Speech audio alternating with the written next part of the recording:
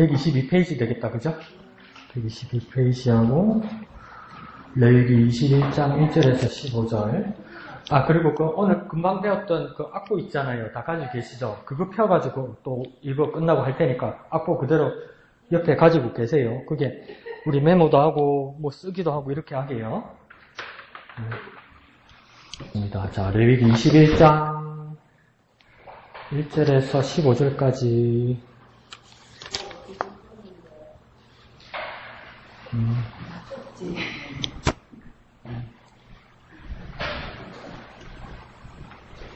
다 찾으셨죠? 좀 길어서 천천히 1절에서 15절까지 다 같이 한번 읽어볼게요. 시작. 여호와께서 모세에게 이르시되 아론의 자손 제사장들에게 말하여 이르라. 그의 백성 중에서 죽은 자를 만짐으로 말미암아 스스로를 더럽히지 말려니와 그의 살붙인 그의 어머니나 그의 아버지나 그의 아들이나 그의 딸이나 그의 형제나 출가하지 아니한 처녀인 그의 자매로 말미암아서는 몸을 더럽힐 수 있느니라. 제사장은 그의 백성의 어른인즉 자신을 더럽혀 속되게 하지 말지니라. 제사장들은 머리털을 깎아 되물이 걷게 하지 말며 자기 수염 양쪽을 깎지 말며 살을 베지 말고 그들의 하나님께 대하여 거룩하고 그들의 하나님의 이름을 욕되게 하지 말 것이며 그들은 여호와의 화제 곧 그들의 하나님의 음식을 드리는 자인즉 거룩할 것이라. 그들은 부정한 창녀나 이혼당한 여인을 취하지 말지니 이는 그가 여호와 하나님께 거룩함이니라.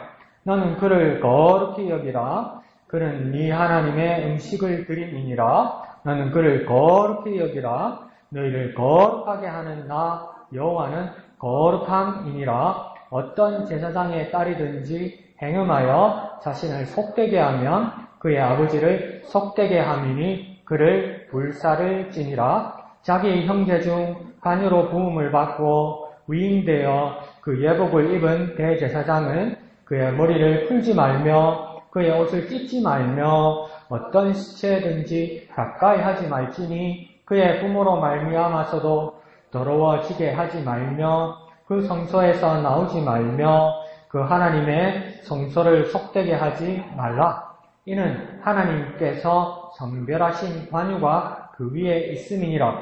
나는 여호와이니라. 그는 처녀를 데려다가 아내를 삼을지니 과부나 이혼당한 여자나 장녀짓을 하는 더러운 여인을 취하지 말고 자기 백성 중에서 처녀를 취하여 아내를 삼아 그의 자손이 그의 백성 중에서 속되게 하지 말지니 나는 그를 거룩하게 하는 여호와이니라. 아멘. 자, 레위기니까 좀 반복되는 말씀도 많고 또 우리에게 좀 생소한 말씀도 많죠. 그러면 앞에 해설을 보면 7일 해설에서는 제목이 뭐가 되어 있습니까? 너희는 거룩하라. 너는 거룩하라. 거룩하라는 말씀이 계속 반복되고 있습니다. 그리고 밑에 파란색 두 줄 개요 백성을 한번 읽어볼까요? 시작. 백성을 위해서 하나님께 제사를 드려야 하는 제사장은 거룩함을 지키기 위해 가족의 죽음을 애도하는 것도 배우자를 선택하는 것도 제한됩니다. 이렇게 됐죠. 그러니까 두 부류의 사람들이 어떻게 장례가 났을 때, 그 사람 가족이 죽었을 때 어떻게 대처해야 될지를 말하는데 쉽게 한번 잘라볼게요. 두 부류의 사람인데 다 아론 지파 사람들이에요. 제사장이 있고 대제사장이 있어요. 그러면 제사장들이 있고 그 위에 최고의 수장이 누구이겠습니까? 대제사장이겠죠. 근데 앞에서 설명할 때는 제사장은 어떻게 해야 되고 대제사장은 어떻게 해야 된다 이렇게 또 나누는 거예요. 그래서 제사장 같은 경우에 만약에 가족 중에 누가 어머니나 아버지나 또 아직 결혼하지 출가하지 아니한 여동생이나 누구 형제가 죽었다. 그러면 어떻게 해야 됩니까? 장례를 치를 수 있다 없다? 그 제사장은 감으로 하면 안 돼요. 읽은 대로 해야지. 감으로 하시면 안 돼. 왜 그러셔? 오늘 큐티도 안 했는가 보네. 그러니까 없다! 이렇게 자신있게 말하지. 뭡니까? 해도 된단 말이에요. 그 장례 누가 치를 거예요? 아들이 치러야지. 오빠가 치러줘야지. 해야 된단 말이에요. 근데 남의 장례를 치를 수 없다는 거예요.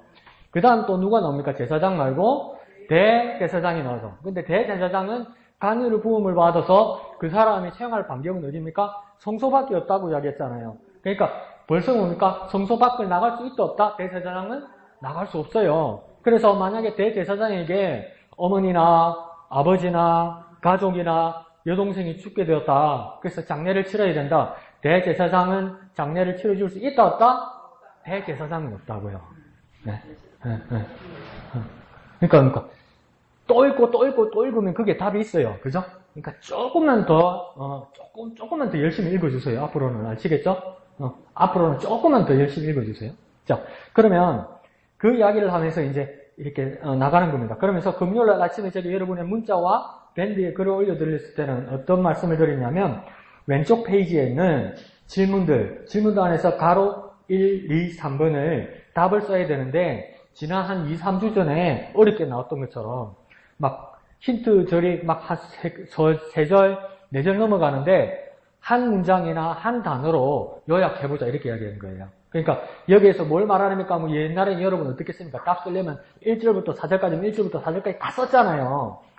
그게 틀린 건 아닌데 그렇게 써놓고 답을 써놓고도 무슨 말인지 몰라서 1절에서 4절까지 다 쓴 거잖아요. 그러면 1절과 4절에 요약되는 이야기는 무엇일까? 그것을 알기 위해서니까 요약해서 적어오라고 말씀드렸죠. 그거 제가 보낸 거 읽어보신 분? 한 사람 나오던데? 읽은 사람. 이양민선 한 사람 읽었던데. 저는 보여요, 그게. 보낸 사람은. 그럼 요약하셨어요? 예? 나누기 2번? 나눔은 1, 2번 다 해오고, 나눔 1, 2번 위에 있는 문제들은, 답들을 요약해서 써오라고 했잖아요. 그 요약해서 써오셨죠? 이건 무슨 해왔다고, 이러다가, 내 눈을 쳐다보니까, 이러다. 제가 오늘 아침에 너무 일찍 일어나가지고, 새벽 3시에 일어나가지고, 잠이 안 오더라고요. 왜 잠이 안 왔을까요? 네, 더웠어요. 뭐 하나님께서 깨우셨다 이렇게 말하면 미워할 수 있는데 그게 아니고 더워서 도무지 못 자서 유튜브를 이렇게 켜서 컴퓨터로 보다가 워싱턴 사기미 교회 김용복 목사님이 설교한 거 지난주 설교한 걸 이렇게 우연히 봤어요. 봤는데 이 교회가 원래는 워싱턴 한인감리교회에서 시작했거든요. 이분이. 그럼 수십 년 동안 이 교회가 큐티했던 교회예요. 수십 년 동안. 그러니까 얼마나 이 교인들이 큐티 잘하겠습니까? 그래갖고 막 사역자도 생기고 평신도 지도자도 생기고. 그런데 지난주에 김용국 목사님 설교하면서 뭘 하냐면 힘들다는 거예요. 그 뭐가 힘든가 가만히 들어보니까 교인들한테 이제 우리가 하나님 앞에 기도하고 말씀 묵상하고 말씀에 빠지는 걸 하루에 1시간씩만 하자고. 하루에 1시간씩만. 하루에 1시간씩만 하자고. 근데 교인들 눈빛은 뭐냐면 하루에 1시간씩이나? 이렇게 생각해요. 하루에 1시간씩이나? 그걸 어떻게 해? 이러는 거예요. 그러니까 눈빛에 그걸 읽었다는 거예요. 하루에 1시간씩이나 묵상하고 기도하면 나는 밥은 언제 먹고요. 잠은 언제 자고 일은 언제 하고 이러고 있다는 거예요. 하루에 24시간인데 1시간 그게 안 되냐는 거죠.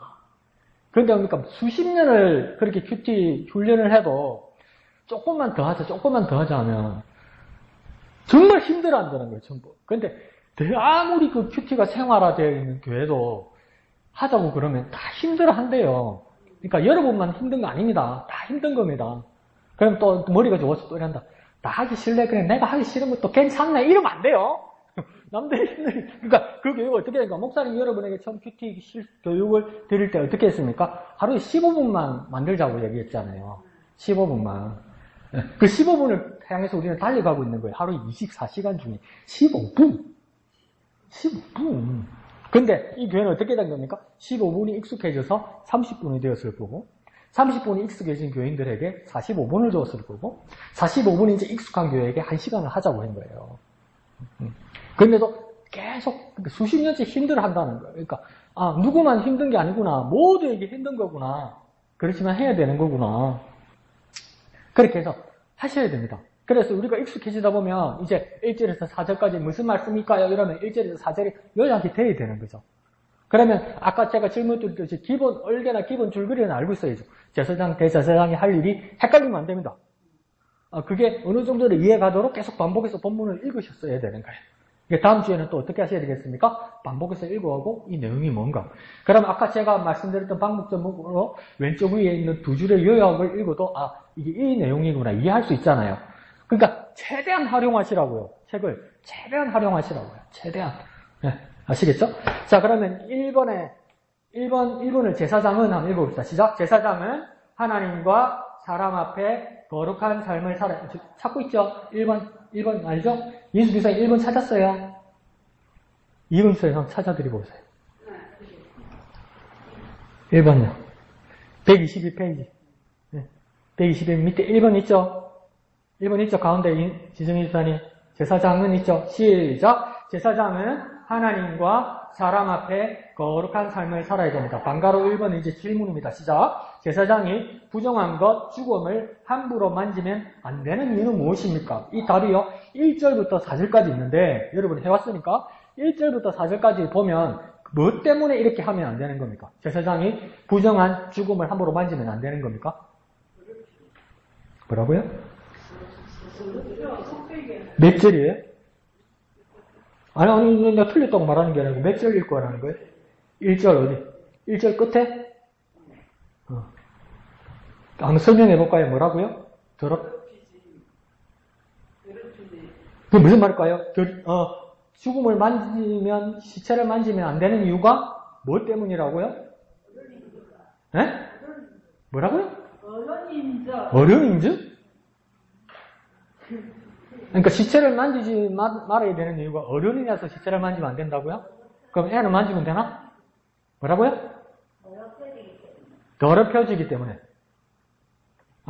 집사님도 더럽혀지기 때문이라고 말한 거죠. 더럽혀지기 때문에. 더럽혀지기 때문에, 많이 찾아왔어요. 그러면 2절, 3절, 4절에서는 그 이유를 찾을 수 있습니까? 4절 이야기했구나, 이승 집사님. 백성이 어른인 줄. 제사장은 백성이 어른인 줄. 그죠? 그러니까 몇 절에 어디 이렇게 말씀하시면 제가 더 찾기 쉬울 것 같아요. 그러면 1절, 제가 볼 때는 1절에도 한번 설명되어 있고 4절에도 다시 한번 반복돼서 설명되어 있어요. 부정한 것, 죽음, 시체를 만지면 안 되는 이유가 1절과 4절에 공통적으로 뭐 때문에 시체를 제사장을 만지면 안 됩니까?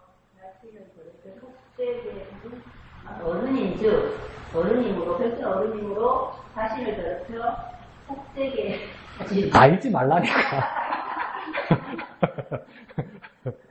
자, 그럼 이거부터 해결해 봅시다. 오양미 집사님 말처럼 어른인즉 시체를 만지지 말아야 된다는 이유는 뭘까요? 만지면은 더럽혀 속되게 하지. 그러니까 어른이기 때문에 만지지 말아야 되는 이유는 무슨 말입니까? 그럼 애는 만져도 될까요? 어른이기 때문에 만지지 말아야 된다는 말은 뭔 말일까요? 그래서 어른이란 말은 뭔 뜻일까요? 제사장 뭘까요? 그럼 또 어른 이러겠지. 어른 뭡니까? 제사장 또 이러겠지. 어른이란 뜻은 뭡니까? 이게 제사장이 어른이란 뜻은. 제사장이 어른이란 뜻은 뭡니까? 자, 잘 모르겠죠? 자, 볼펜 들고 어른 옆에다 적으세요. 석자만 가르쳐 드려요. 자, 안경 쓰시고 적으세요. 지도자. 뭐라고요? 지도자. 지도자, 어른이란 뜻이에요. 지도자이기 때문에 시체를 만지면 안 된다. 왜요? 지도자 밑에는 누가 있을까요? 제자들과 그 밑에 사람들이 있겠죠. 그러니까 지도자가 어른이, 제사장이 어른으로서 지도자로서 시체를 마치게 되면 자기만 더럽혀지는 게 아니라고요. 지도자 밑에는 모든 사람들이 부정해지고 더럽혀지기 때문에 시체를 만지지 마라 이 뜻이에요. 이해하시죠? 그러니까 더 쉽게 말하면 뭘까요? 다 영향받는다는 거예요. 나 한 사람 때문에 다 영향받는다 이 말이에요. 그러니까 내가 집안의 어른이고 안 그러면 내가 교회의 집사고 안 그러면 내가 교회의 지도자인데 뭐 각자 도생이지 뭐 깨끗하면 깨끗하고 더러우면 더럽지 나한테 아니요. 모든 사람들에게 영향을 미친다고요. 영향을 미친다 이 뜻이에요. 어른이라는 것은 지도자이기 때문에 지도자로서의 어른, 이 제사장은 많은 사람들에게 영향을 미치기 때문에 나 하나 더러워지는 문제가 아니다 이 말입니다. 모든 사람들이 영향을 받는다 이 말이에요. 그러니까 스스로 더럽혀진다는 뜻도 무슨 말인지 알겠죠? 내 스스로 내 한 사람이 더럽혀져서 많은 사람들이 같이 영향받아서 더러워진다 이 말입니다. 그래서 여기서 어른이라는 뜻은 뭐라고 했었죠? 지도자. 이렇게 찾는 겁니다. 그럼 네가 저짓 내고 이제 이렇게 찾는 거지 말고 하다 보면 이거 나옵니다. 하다 보면. 자, 그 다음 방과후 2번 시작. 제사장이 자기 몸을 함부로 훼손하면 안 되는 이유는 무엇입니까? 이건 어디까지 있다고요? 5절, 6절, 2절에 있대요. 제사장이 자기 몸을 함부로 훼손하면 안 되는 이유는 뭡니까? 5절에서 6절 보면 하나님께 음식을 드리는 자니까. 하나님께 음식을 드리는 자이기 때문에 자기 몸을 음식 드리는 거하고 몸을 상하게 하는 거하고 뭐 때문에 차이가 나죠? 죄송합니다. 이게 제가 놀리는 게 아니고 만약에 오해하지 말고 들으세요. 하나님 앞에 그러니까 음식을 드리는 자라고 인수기사님 그랬잖아요. 그러니까 제사에 뭐 올려드리는 것, 우리 예배에 하나님 앞에 헌물 드리는 것, 뭐 이런 역할을 하는 사람이겠죠. 자, 그러면 이렇게 드리는 것하고 이건 온전한 사람이 드리는 거잖아요. 근데 뭐 다리를 그날 삐었거나, 아까 뭐 손을 이렇게 비었거나 이렇게 드리면 안 된다 이 말입니까? 그럼 뭔 뜻이죠? 거룩함? 음식을 드리는 거는 거룩함. 음식을 드리는 게 거룩함입니다. 음식을 엄청 집착하시고, 오늘. 음식을 드리는 거. 음식도 깨끗한데 사람도 깨끗해야 된다. 그 나름의 묵상이 될 수 있죠. 예, 좋습니다. 또, 왜 자기 몸을 함부로 훼손한 상태로, 하나님 앞에 나오면 안 될까요, 제사장? 왜 그렇습니까?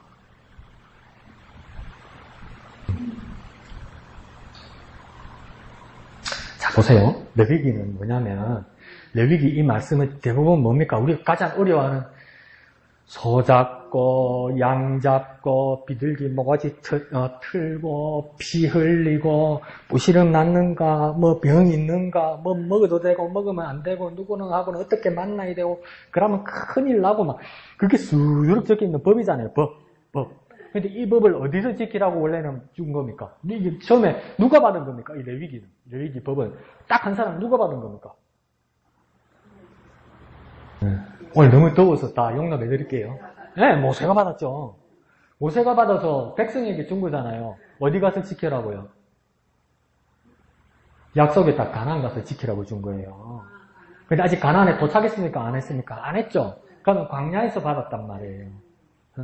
근데 약속의 땅 가나안에 이제 여호수아와 백성들이 들어가면 그 가나안 땅은 비어 있습니까? 누가 살고 있습니까? 누가 살고 있죠. 그러니까 어떻게 됩니까? 싸움이 나겠죠. 그리고 그 문화가 정리가 돼야 되겠죠. 근데 그게 딱 들어가니까 장례를 지내는 풍습이 하나님 앞에 지나가는 제사 풍습하고 다르다는 거예요, 지금. 달라서 이 사람들은 초상을 어떤 식으로 치냐면 5절, 6절처럼 우리 엄마가 죽었어. 우리 아빠가 죽었어. 그러면 남의 부모님이 죽은 게 아니고 우리 가족이 죽었으니까 얼마나 원통하고 얼마나 애통합니까? 그거 이해하죠, 여러분? 이해하죠? 내 부모님이 만약 돌아가셨다고 생각하면 애통하죠. 근데 그 애통한 모습을 우리는 보통 어떻게 합니까? 한국에서는 아이고 고글하잖아요. 근데 진짜 가슴 아픈 사람 어떡합니까? 또 막 자기 마음 아픈 걸 못 참아서 막 자기 가슴을 치죠. 그래서 막 슬퍼하잖아요. 근데 가나안 쪽에 있는 사람들은 어떻게까지 하냐면 칼로 찢는 거야. 못 견뎌서 막 찢는 거야. 그 머리도 막 쥐어뜯으면서 깎는 거야. 수염도 막 뜯는 거야. 하나님 그거 하지 말라는 거예요. 그건 이방인의 풍습이니까. 그래서 자기 몸을 함부로 훼손하는 거, 그거는 하나님 주신 신체 바로 수지고 그 뜻이 아니고, 그건 이방인들이 자기 신과 사람들에게 지내는 제사의 방법이지 하나님이 받을 수 있는 방법이 아니라는 거예요. 그래서 그거 하지 말라는 거예요. 그러니까 하나님 섬기는 모습을 하라 이 뜻이에요. 니 제사장이 누구 제사장이냐? 여호와 하나님이 제사장 아니냐? 근데 가나안 신들에게 제사하는 방법을 하면 되겠냐는 거야. 아주 심플하고 아주 간단한 이야기예요. 우리가 그러니까 아무리 그 사람들의 상황과 심정은 이해하더라도 우리가 하나님을 섬기는 방법으로 섬겨야 된다 이 말이에요. 이거 괜찮다 이거 이러니까 다 우리가 그걸 따라하면 안 된다 이 말이에요. 그게. 여기 또 뜻이죠. 그러니까 두 번, 세 번만 읽었으면 나옵니다. 이게 그러니까 이방인의 장례 풍습이다 이 말입니다. 자, 방과후 3번은 답은 없어요. 근데 내가 찾은 나름대로의 정답은 아니지만 해답은 있어요. 그럼 여러분의 해답을 찾을 수 있습니다. 정답 말고 여러분이 찾은 거요. 방과후 3번 다 같이 읽습니다. 시작. 제사장이 가정, 곧 결혼, 자녀의 양육을 거룩하게 유지해야 되는 이유는 무엇입니까?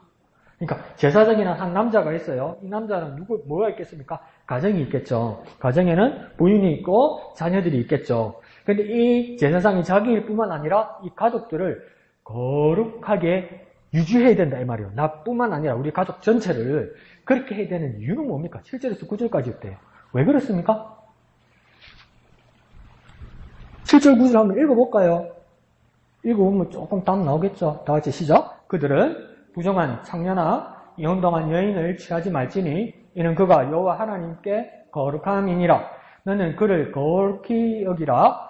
그는 네 하나님의 음식을 드릴이니라. 너는 그를 거룩히 여기라. 너희를 거룩하게 하는 나 여호와는 거룩함이니라. 어떤 제사장의 딸이든지 행음하여 자신을 속되게 하면 그 아버지를 속되게 함이니 그를 불사를 지니라.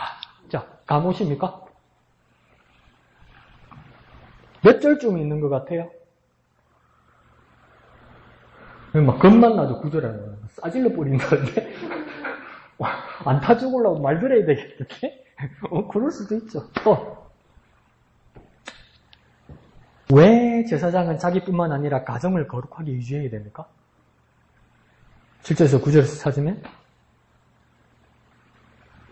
이거 반가로 1번 답하고 비슷해요. 아까 제가 설명드린 거고. 왜 그렇습니까? 그러니까 이 말 아닙니까? 제사장님만 깨끗하다고 되는 게 아니라 이 말 아니에요. 지금 이 말이. 그러니까 니네 가족들도 깨끗하게 만들어라, 거룩하게 만들어라 이 말이잖아요. 왜 그렇게 해야 됩니까? 7절 9절에서 그냥 내 생각 말고 7절 9절에서 한번 요약해 보세요.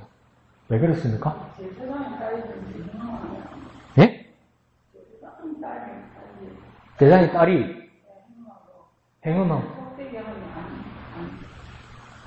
행음을 속되게 하면 안 돼서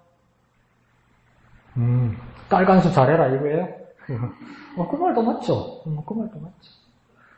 예. 집사님 많이 접근하셨어요. 자, 또 다른 분. 너는 그를 거룩히 되리라. 너희를 그렇게 하는 그렇게 하는 여호와는 거룩합니다. 그게 무슨 뜻이에요? 그러니까 무슨 뜻입니까? 그렇게 읽으시면 그를 거룩히 여기라. 나 여호와는 거룩하기 때문에 이게 무슨 뜻이에요? 그러면? 그들도 거룩하게 여기라. 거룩하게 여기기 위해서 거룩하게 유지해야 되는 이유를 물어보는데 거룩의 질문에 나왔죠. 거룩하게 유지해야 되는 이유가 뭡니까? 그러니까. 문제가 거룩하게 여겨야 되는 이유잖아요. 그죠? 그 이유가 뭡니까? 다시 한번 그 설명 잘 해보세요. 뭐라고요? 그의 아버지를 속되게 하는 그게 무슨 말이에요? 자, 앞에 거하고 연결하면 딸 간수 잘해라 이것들아 이거잖아요. 지금 제사장한테 하나님이. 근데 이 지점이 있으면 답이 뭐라고 그랬어요? 그의 아버지를 속되게 하는 것이라 했잖아요. 그럼 뭔 뜻이에요? 아버지가 거룩한 우리도 거룩해. 아버지가 거룩해 얘네들 거룩한다? 아버지가 거룩하신 우리도 거룩해. 어느 아버지요? 이 제사장 아버지 이야기, 하나님 아버지 이야기 아니고. 제사장도 분이 딸이 부정하면 그 아비를 욕되게 하듯이 그 제사장이 욕되면 또 그 나 하나님 그러니까 맞아요. 뭐냐면 영향을 받는다고요. 서로 영향받는다고요. 딸이 속된 걸로 끝나지 않고 딸이 속된 것 때문에 아버지인 제사장이 똑같이 속되게 된다는 거예요. 왜요? 남이 아니니까. 그러니까 뭐랍니까? 딸 간수 잘해라 이것들아 이렇게 된 거 아니에요. 지금 7절에서 9절까지 1번 방가로 1번 답에서는 뭐였습니까? 제사장이 잘해야 됐죠. 지도자로서 왜 잘해야 됐습니까? 제사장이 더럽혀지면 온 백성들이 더럽혀지잖아요. 그러니까 백성들이 영향받는 거잖아요. 지도자의. 여기는 뭡니까? 밑에 있는 딸이지만 딸을 정하게 잘 지켜야 되는 이유는 뭐냐면 딸이 부정하게 되면 하나님 앞에서 거룩하지 못하게 되면 딸이 부정하고 거룩하지 못한 걸로 끝나는 것이 아니라 그러니까 딸의 부정함 때문에 아버지가 딸의 부정함에 영향을 받는단 말이에요. 영향을 받으면 뭡니까? 제사장인 아버지도 거룩하지 못하게 된다 이 말이에요. 이해하시죠? 네. 이렇게 요약해서 찾을 수 있는 연습을 한번 계속 해봅시다. 나눔 1번만 해봅시다. 나눔 1번. 시작. 오늘날 성도는 왕같은 제사장으로 부름을 받았습니다. 그러므로 성도는 거룩한 예배자로 서기 전에 먼저 자신의 삶을 정결하게 해야 합니다. 하나님 앞에 거룩한 예배자로 서기 위해 제거하여야 할 것이 있다면 서로 이야기해 봅시다. 뭐 물어보는 겁니까? 하나님 앞에 거룩한 예배자가 되기 위해서 뭐 할 것? 제거해야 될 것, 버려야 할 것. 그것이 무엇이냐? 이거는 내 자신의 삶의 모습에서 버려야 할 겁니다. 우리 모두 공통적인 거 말하는 게 아니고 내 생활의 습관에서 나는 하나님 앞에 참 예배자가 되기를 원하는데 나 한 사람입니다. 나 한 사람. 우리 모두가 아니고 나 한 사람이 예배자로서 하나님 앞에 거룩한 예배자가 돼야 되는데 내 생활의 습관을 내가 가만히 하나님 앞에서 비춰보니까 요건 버려야 되겠더라. 이건 지켜야 되겠더라. 이거 물어보는 겁니다. 적으셨죠? 내 눈만 치러보는 거 보면 뭐를 이러고 있는데 뭐를 해오라고 그랬잖아요. 눈 치러보면서 언제 이러고 있는데 한번 해봅시다. 자, 뭘 제거해야 될까요? 내 생활의 습관에서. 여러분 각자의 습관입니다. 개인적인 거. 어떤 거 있습니까? 예배자로서 합당하지 못한 내 습관이 어떤 게 있던가요? 게으름? 게으름 구체적인 거 말하기엔 프라이버시인가요? 사모님? 다른 분은 또 게으름이라고 그러는데 왜 내가 뜨끔하지? 또 다른 분 어떤 거 있습니까? 이양도 뜻하는 뭐 미움, 제약. 나도 그 이야기 하지 마. 자기 거 이야기. 아니 남의 거 이야기 하지 마. 자기 거 이야기 하지. 이양도 뜻하는 안 하잖아요. 그래서 내가 이런 미움, 제약. 또 다른 분. 게으름, 미움, 제약 이게 다 맞는 말이에요. 맞는 말인데 우리가 이제 큐티가 더 깊어지면서 게으름, 미움, 제약은 모든 사람들에게 해당되는 말이잖아요. 거기에서 이제 구체적으로 나는 어떤 미움을 가지고 있고 나는 어떤 제약을 가지고 있는가 이걸 말하는 거예요. 자꾸 안 하니까 뭡니까? 자꾸 나만 내 자아 비판을 해야 되잖아. 자꾸 이야기하다 보면 여러분 결론이 뭡니까? 고개 끄덕끄덕해서 강 목사만 나쁜 놈이구나. 이거 결론 안 하고 집에 가잖아. 자꾸. 응? 자, 지난 수요일에도 우리가 풀지 못한 큐티의 숙제가 있었죠. 이항기 지사님의 딜레마가 뭐였습니까? 완전 그 가게에 깎는 선수가 온단 말이에요. 깎는 선수가. 근데 자기는 단골이라고 착각한단 말이에요. 그래서 완전 이양덕 집사님을 죄송합니다. 호구로 생각한다는 거야. 그래서 뭡니까? 만약에 예를 들어서 원가가 1,000원이에요. 이 물건이. 근데 정찰제로 1,500원을 찍어놨어요. 그래야 뭐 세도 내고 전기료도 내고 뭐 유지비도 하고 뭐 할 거 아닙니까? 예를 들어서 1,500원을 해놨어요. 근데 뭡니까? 이 사람이 깎는 선수라서 내가 단골인데 이러면서 500원 해라는 거예요. 500원. 500원 해라는 거예요. 그럼 정찰제라서 1,500원 아니면 밑가는 장사가 어디서 500원. 아이 그건 안 되면 500원 던져놓고 가져가 버리는 거예요. 그 일을 어떻게 해야 되겠냐는 거예요. 그래서 이금 집사님, 이양덕 집사님이 생각해낸 아이디어가 뭐였습니까? 2,000원을 찍자. 그러고 확 깎아주면 되지. 네? 그러면 자기 생각이, 야, 나 오늘도 많이 깎았다 이러고 가겠지. 그런데 이양덕 집사님 마음이 괴로웠던 게 뭡니까? 그날 레이기 말씀에 뭡니까? 공평한 저울과 공평한 추와 공정한 힘을 써라. 그래서 뭡니까? 뭐 그럴 수도 있지 이라고 끝날라 했는데 뭡니까? 맨 끝에 뭐랬습니까? 나는 너희 하나님 여호와이니라 이러는 거예요. 그러니까 이양덕 집사님 괴로웠던 거 아니에요. 근데 우리가 다 답을 못 줬죠. 네. 못 줬죠.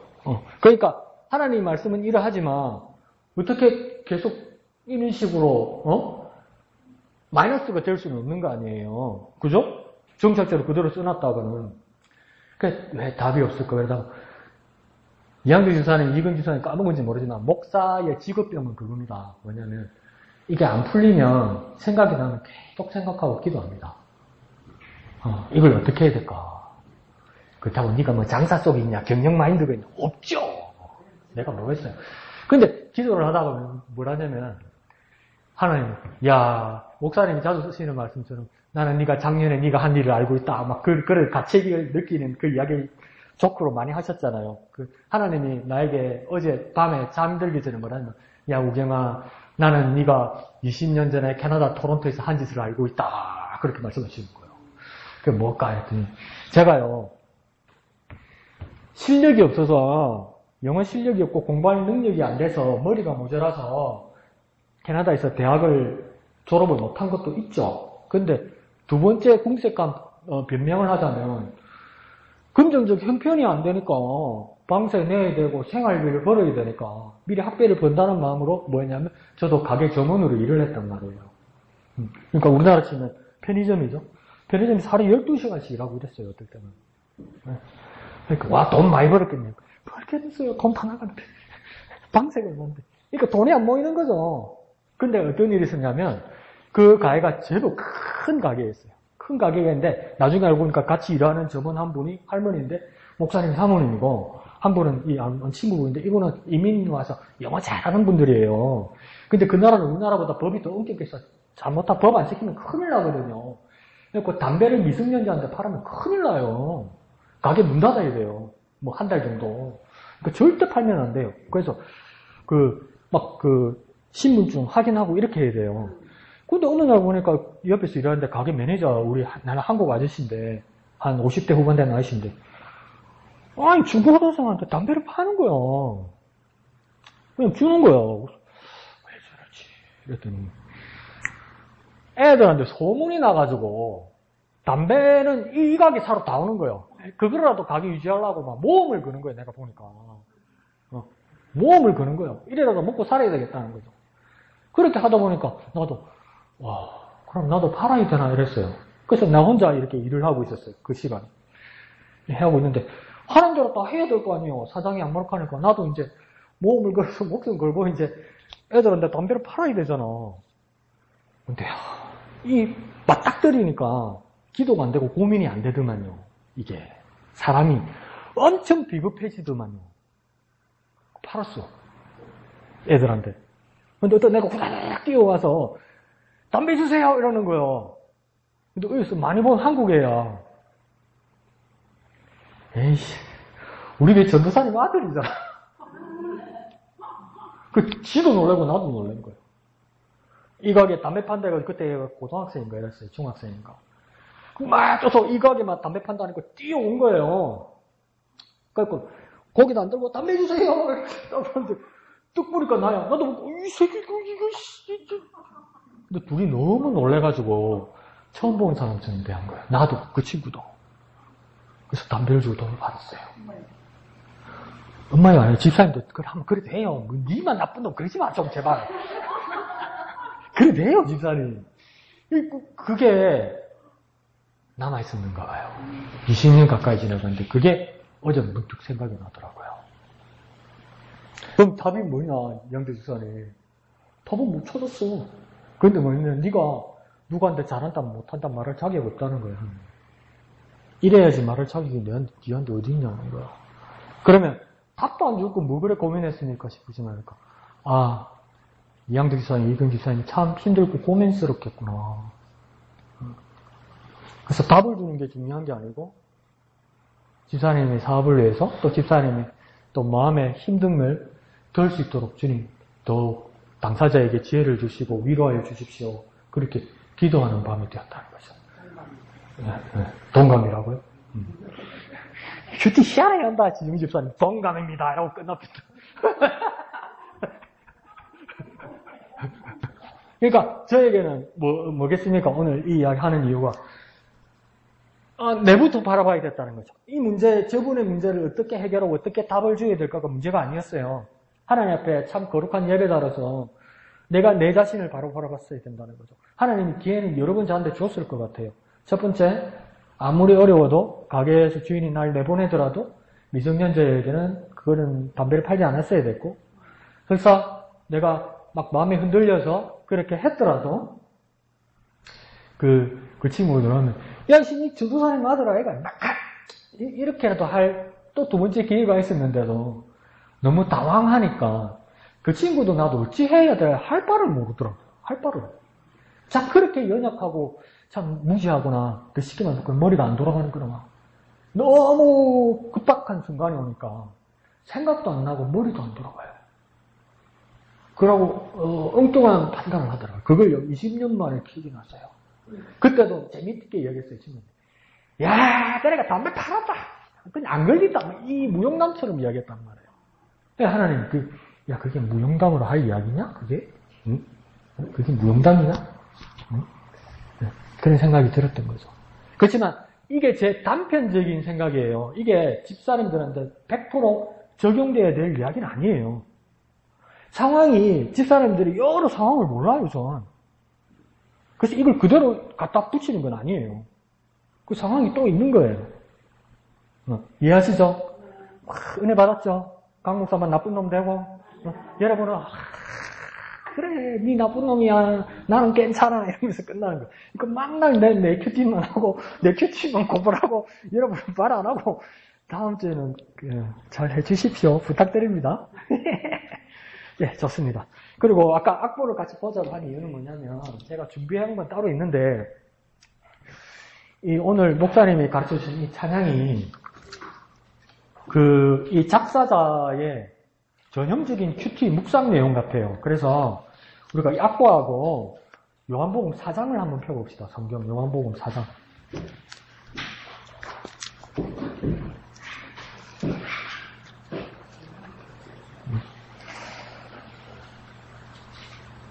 길기는 한데 요한복음 4장 1절에서 17절 정도까지만 한번 읽어볼까요? 성경 찾았죠? 요한복음 4장. 요한복음 4장 찾았죠? 요한복음 또 어디입니까? 이러면 안 됩니다.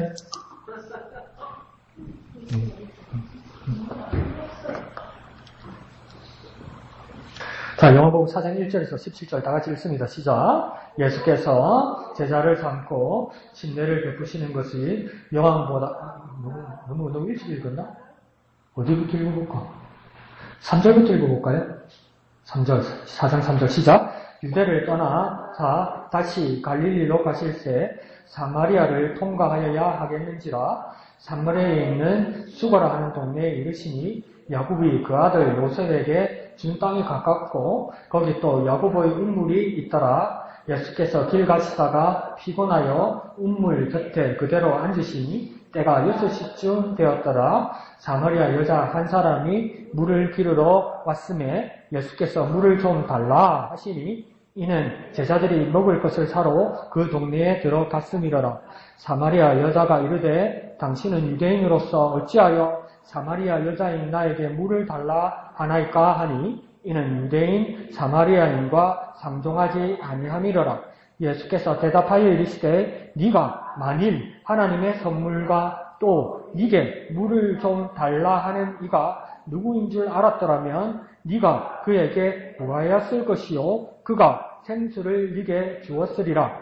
여자가 이르되 주여 물기를 그릇도 없고 이 우물은 깊은데 어디서 당신이 그 생수를 얻겠사옵나이까. 우리 조상 야곱이 이 우물을 우리에게 주셨고 또 여기서 자기와 자기 아들들과 짐승이 다 마셨는데 당신이 야곱보다 더 크니까? 예수께서 대답하여 이르시되 이 물을 마시는 자마다 다시 목마르니와 내가 주는 물을 마시는 자는 영원히 목마르지 아니하리니 내가 주는 물은 그 속에서 영생하도록 솟아나는 샘물이 되리라. 여자가 이르되 주여 그런 물을 내게 주사 목마르지도 않고 또 여기 물 기르러 오지도 않게 하옵소서. 이르시되 가서 네 남편을 불러오라. 여자가 대답하여 이르되 나는 남편이 없나이다. 예수께서 이르시되 네가 남편이 없다 하는 말이 옳도다. 조금 더 읽읍시다. 너에게 남편 5이 있었고 지금 있는 자도 네 남편이 아니니 네 말이 참되도다. 여자가 이르되 주여 내가 보니 선지자로소이다. 우리 조상들은 이 산에서 예배하였는데 당신들의 말은 예배할 곳이 예루살렘에 있다 하더이다. 예수께서 이르시되 여자여 내 말을 믿으라. 이 산에서도 말고 예루살렘에서도 말고 너희가 아버지께 예배할 때가 이르리라. 너희는 알지 못하는 것을 예배하고 우리는 아는 것을 예배하노니 이는 구원이 유대인에게서 남이라. 아버지께 참되게 예배하는 자들은 영과 진리로 예배할 때가 오나니 곧 이때라. 아버지께서는 자기에게 이렇게 예배하는 자들을 찾으시느니라. 아멘. 자, 어딘지, 그 앞거기다 잘 적어놓으면 되겠죠? 요한복음 4장 내용을 오늘 작사자가 읽은 것인데, 목사님께서 아침에 이 곡을 먼저 저에게 들려주시면서 작사자가 정말 요한복음 4장을 깊이 묵상했구나. 이게 무슨 뜻이냐면요. 요한복음 4장의 내용을 어떤 세번역이나 이런 걸로 옮긴 게 아니고 자기가 묵상한 내용을 다시 옮겨 적은 겁니다. 4장 가사를 오늘 악보 가사를 한번 잘 보세요.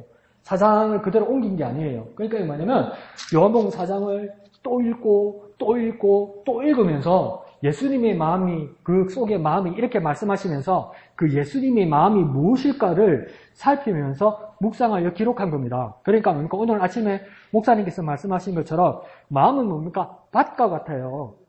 마음은 밭과 같아요. 근데 마음의 밭에 무엇을 심으라고 그랬습니까? 생각을 심는 거예요. 근데 그 생각에는 뭐 어떤 내용물이 들어가야 됩니까? 믿음. 야, 기억 잘하네. 뭘 잘해? 한자씩 다 가르쳐 줬으니까 하는 거지. 자, 그렇게 기억 잘 해줘야 되는 거예요. 자, 아침 목사님 말씀하신 것처럼 우리 마음이란 밭에 무엇을 심는다고요? 생각을 심는 거예요. 근데 그 생각 안에 뭐가 들어있다고요? 우리의 믿음이 들어있다는 거예요. 그러니까 생각한다고 하잖아요. 우리의 마음밭에 생각하면 이 말씀을 읽으면서 생각하고 또 생각하고 이 작사자는 또 생각해서 이 말씀을 계속 읽으면서 뭡니까? 그 글자 사이에 말씀 사이에 뭡니까? 자기의 묵상들을 기록해서 정리한 거예요.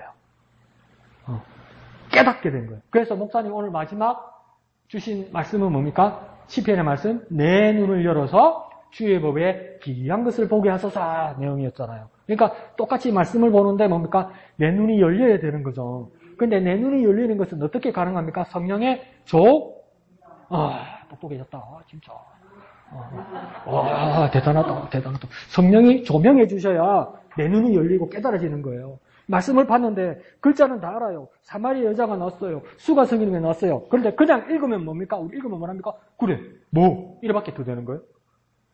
만났네? 뭐 이야기를 했네? 뭐 이래밖에 더 돼요. 근데 이 상태에서 그러니까 성령께서 조명해서 빛을 비춰주시니까 이 말씀이네 이렇게 되는 거 아니에요. 그러니까 이게 뭡니까? 내 마음밭에 생각, 관심, 정성, 내 모든 것을 쏟는 거예요. 그 쏟는데 뭘 쏟습니까? 의심을 담는 게 아니고 생각에 믿음을 담는 거죠. 그러면 하나님께서 열어주신다 이 말이에요.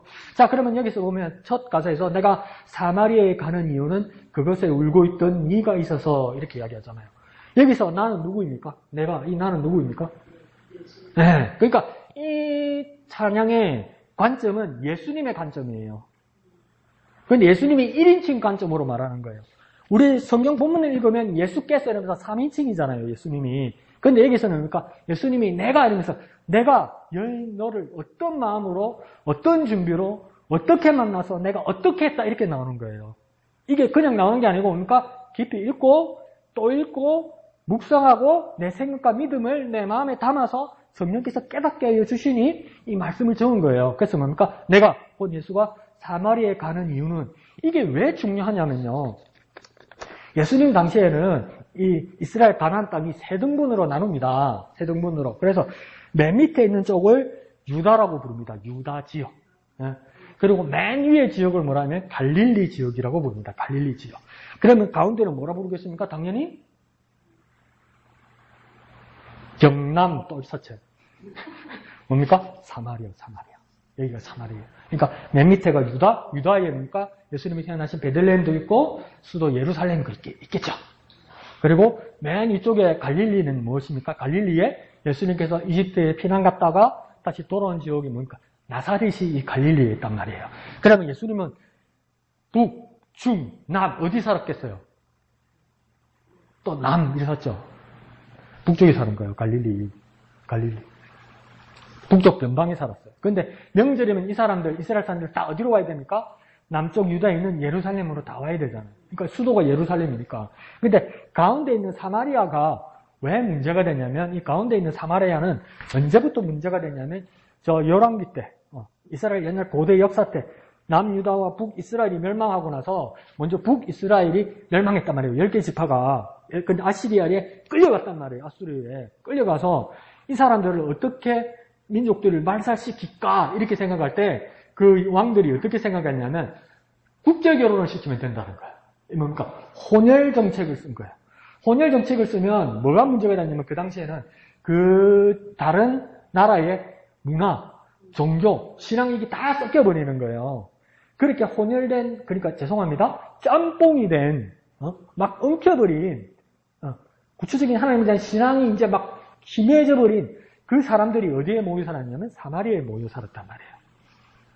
이 가운데 사마리아에 모여 살았으니까 이 사람들은 뭔가 유다 사람들이 항상 멸시당하는 거예요. 그러니까 민족의 배신자가 되는 거죠. 근데 민족의 배신자가 되는데 어떻게 생각했냐면 이 사마리아 사람들은 그래서 우리는 하나님을 신앙하는 사람이라고 말하고 싶어서 뭐라고 이야기하냐면 이 사마리아 땅 안에 어떤 산이 있었냐면 그리심 산이 있었어요. 처음 듣는 말이죠. 장박사나 나도 그리심은 또 어디 있어 이러죠. 또 이란다. 맞다. 그게 아니고 하나님께서 모세와 여호수아에게 저 산에 들어가면 반은 그리심산에 서고 반은 에발산에 서라고 그랬잖아요. 그래서 그리심산의 선자들은 하나님의 축복을 명하고 에발산의 선자라면 하나님의 명령을 지키면 이렇게 저주한다고 저주를 선포하라고 그랬잖아요. 근데 이 그리심산이 사마리아 지역 안에 있단 말이에요. 그러니까 사마리아 사람들이 자꾸 멸시받으니까 하나님 믿는 사람 아니라고 멸시하니까 괘씸하고 자기 나름대로 분노가 있는 거죠. 그래서 뭡니까? 예루살렘이 중요한 게 아니다. 그래서 뭐라 합니까? 그리심산이 우리 지역에 있지 않느냐. 축복을 선언하는 여기서 예배한다고 얘기했단 말이에요. 그러니까 이 여인이 예수님한테 와서 아까 말하는 겁니다. 헷갈리는 거예요. 예루살렘을 가야 되나? 그리심산으로 가야 되나? 이 말이에요. 근데 더 중요한 말은 뭐냐면 좀 빗나갔는데 그래서 남유다 쪽에 있는 사람이 북갈릴리로 가기 위해서는 뭡니까? 가운데 사마리아를 거쳐가야 되잖아요. 절대 안 거쳐갔어요. 북쪽에서 남유다로 내려온 사람이요. 가운데 사마리아로 가장 빠른 길입니다. 절대 안 거쳐갔어요. 안 거쳐갔을까요? 더러워진다는 거죠. 사마리아를 거쳐가면 더러워진다는 거죠. 근데 예수님이 지금 어떡합니까? 사마리아 한가운데로 들어온 거예요. 근데 1절에서 뭐랍니까? 내가 사마리아에 간 이유가 뭐냐? 배가 고파서 안 가면 급하기 때문에 빨리 지름길로 가려고 뭐라고 합니까? 그곳에 울고 있던 여인 네가 있어서 내가 간 거라. 너 보고 간 거라서. 내가 우연히 가서 우연히 널 만난 게 아니라는 그 우물가에 너 우연히 만난 게 아니라는 거야. 내가 네가 거기에 올 것을 내가 알았기 때문에 아버지 하나님께서 보여줬기 때문에 난 너 만나러 간 거야. 이러는 거야. 그러니까 그 여인이 예수님에게 나중에 뭐라 합니까? 어떻게 유대인으로서 당신이 나에게 물을 구합니까? 이러잖아요. 이 말은 물 달라고 하면 안 돼요. 말도 섞으면 안 돼요. 사마리아 사람들은 더러운 사람이라서. 근데 어떻게 나한테 물 달라고 하느냐 이 말이에요. 말도 안 되는 말을 짓을 왜 하시냐는 거예요. 유대인으로 당신이. 근데 예수님 첫째를 뭐라고 이야기합니까? 울고 있는 네가 거기 있어서 간 거야. 다시 우리 식으로 말하면요. 네가 거기 있어서 간 거야. 네가 거기 있어서 간 거야. 여러분 이 더운 여름에 어젯밤에 잠도 못 주무시고 지금 눈이 까매갖고 점심 넘어가고 넘어갈 판인데 왜 여기 앉아 있습니까? 도망가면 광목수가 잡을 거예요. 왜 여기 있습니까? 뭐라 고백할 수 있어야 되잖아요. 그럼 여러분도 묵상을 통해서 고백하시면 하나님 여기 계시니까요. 하나님 여기 계시니까요. 오양미씨는 뒷목이 빠가는데 집에 가서 찜질하고 누워야 되는데 왜 여기 있냐고요? 오늘은 눈치가 보여서 여기 있어요. 이게 아니고 하나님 여기 계시니까. 하나님 여기 계시니까. 내가 하나님 보러 하나님 뵈러 온 거예요. 예수님 거꾸로 뭐라고 이야기합니까? 말도 안 되는 그 사마리아 수가성에 예수님 왜 가셨나는 거예요.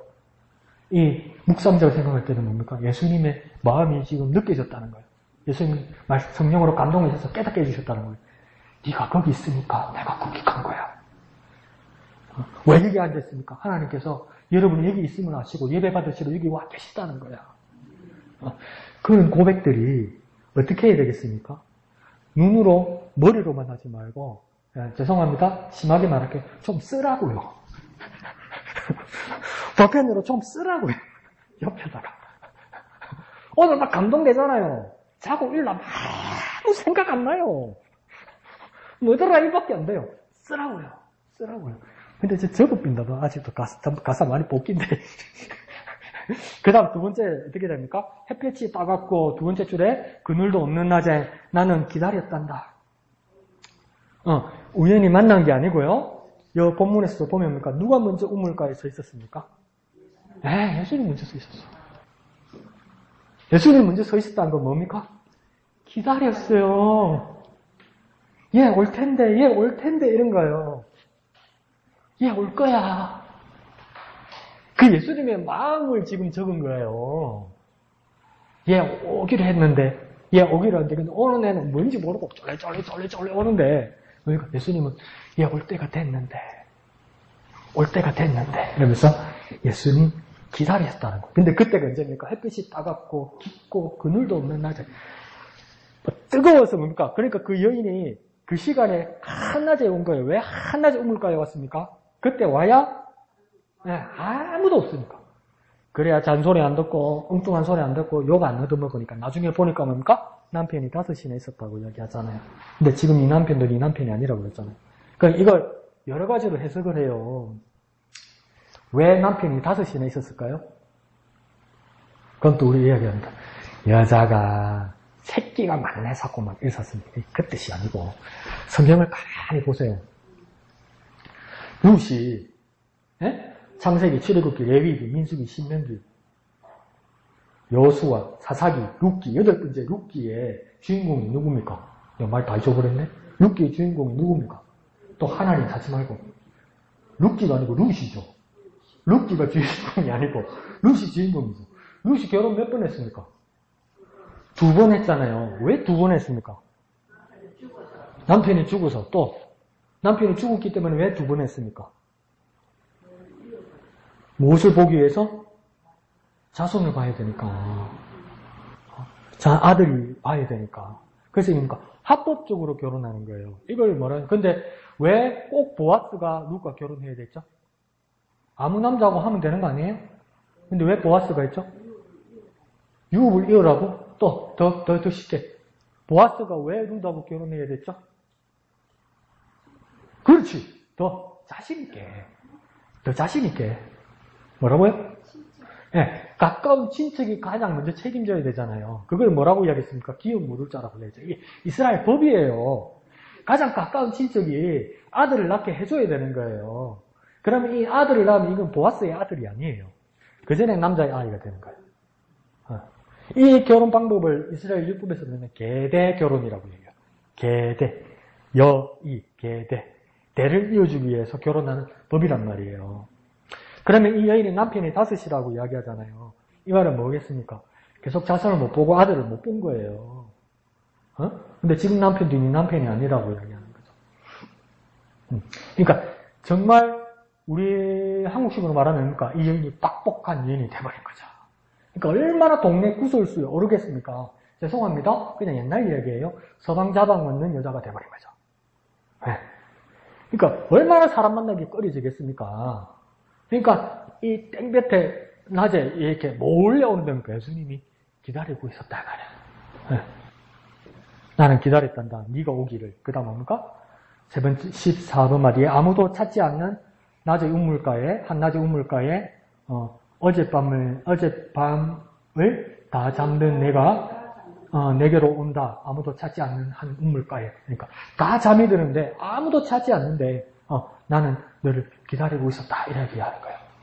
그래서 22번 마디 보면 나는 사마리아 여인에게 말을 건다. 기쁨에 차 말을 건다. 하늘 보자 내려놓고 그래 여기 왔다. 하늘 보자 내려놓고 여기 왔다.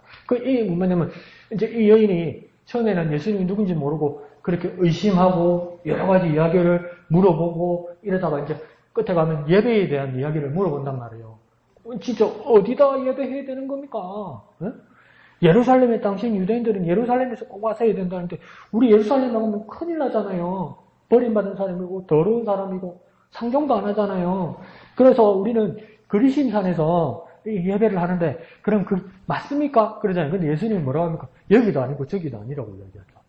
뭐라고 이야기합니까? 하나님께 예배하는 자는 어떻게 해요? 어떻게 예배한다고요?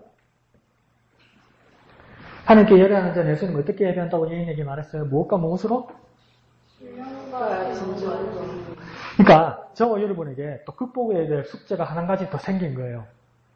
자 보세요. 그럼 한 가지 더 물어볼게요. 여기에 상관없지 않아요. 누가복음에서 세리장인 삭개오가 예수님이 지나간다는 이야기를 들었죠.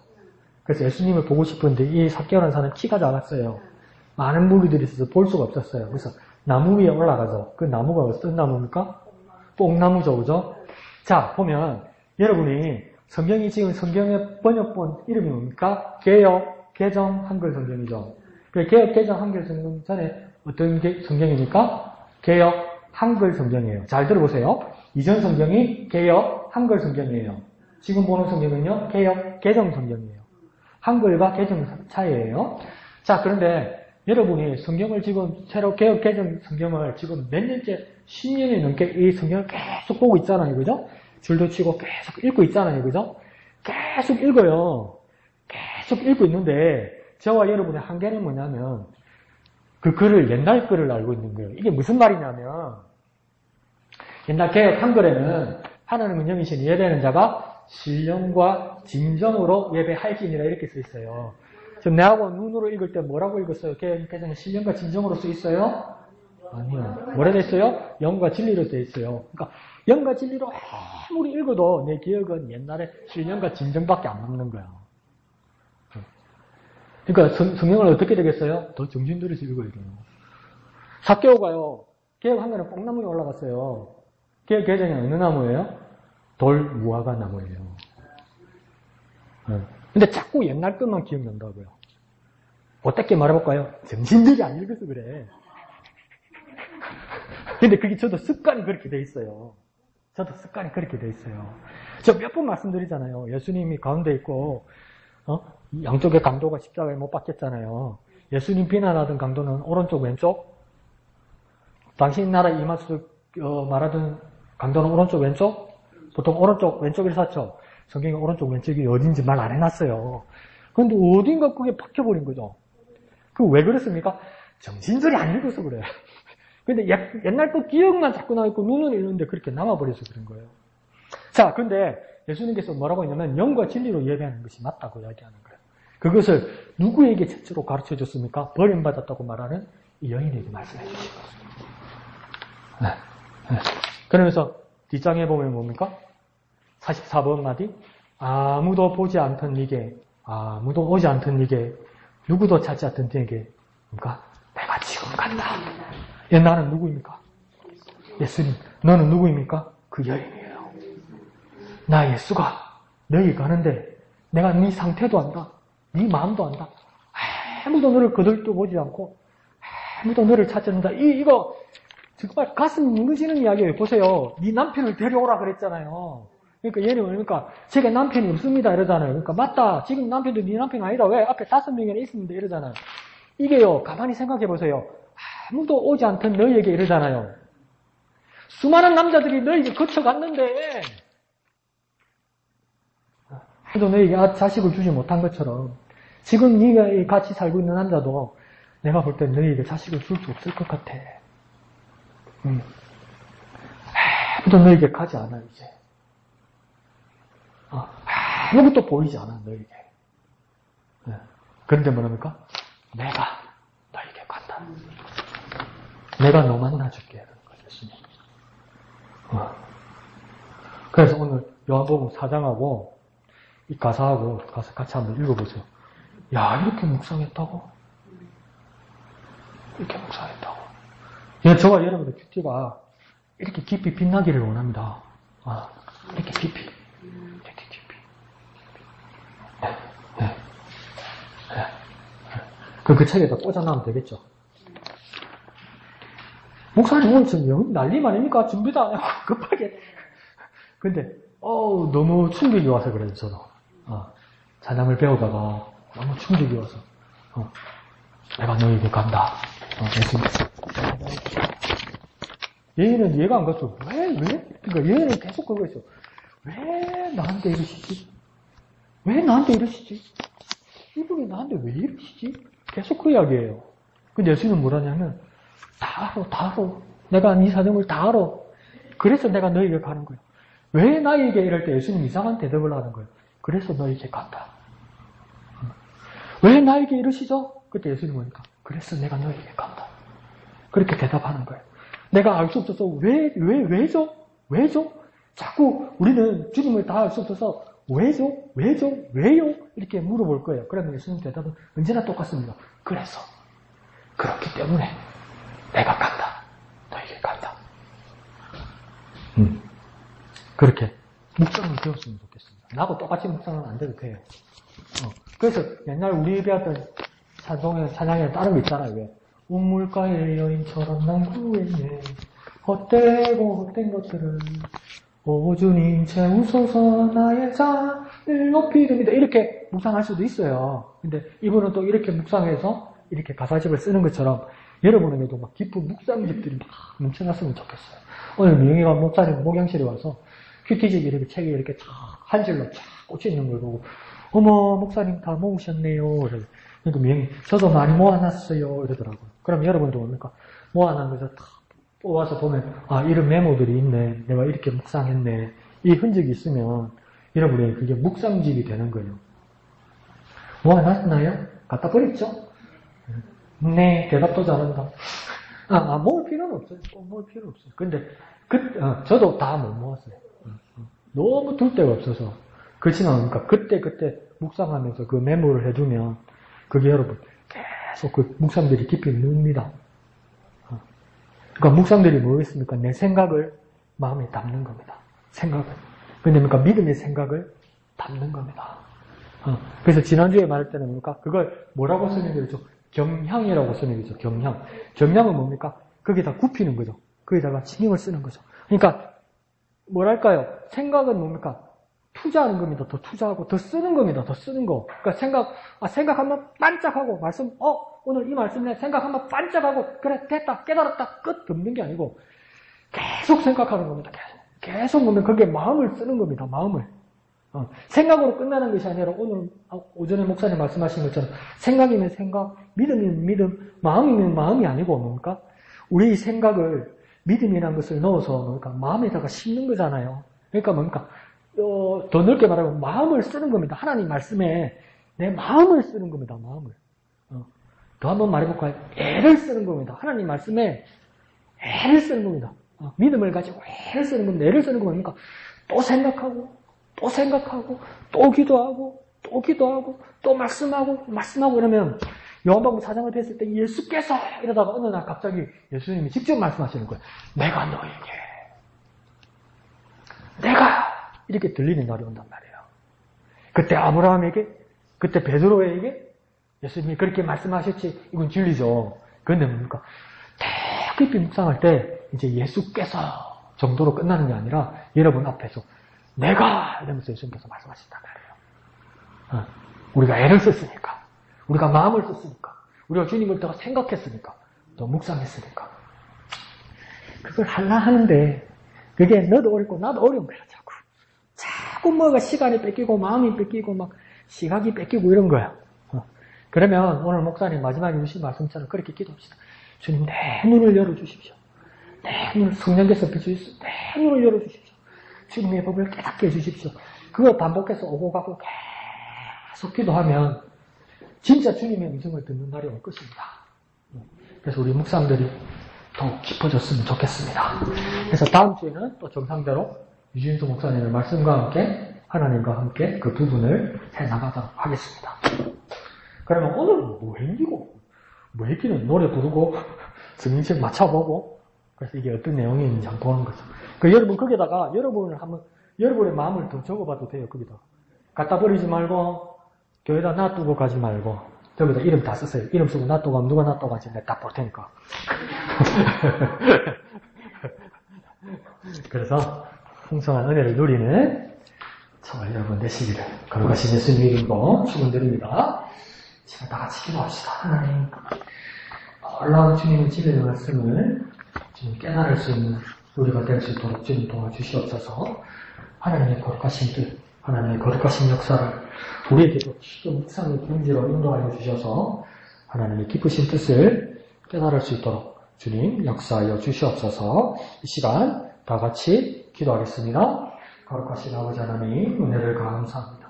하나님 우리 가운데 함께하여 주셔서 하나님의 깊으신 뜻을 깨달을 수 있도록 주님 역사하여 주옵소서.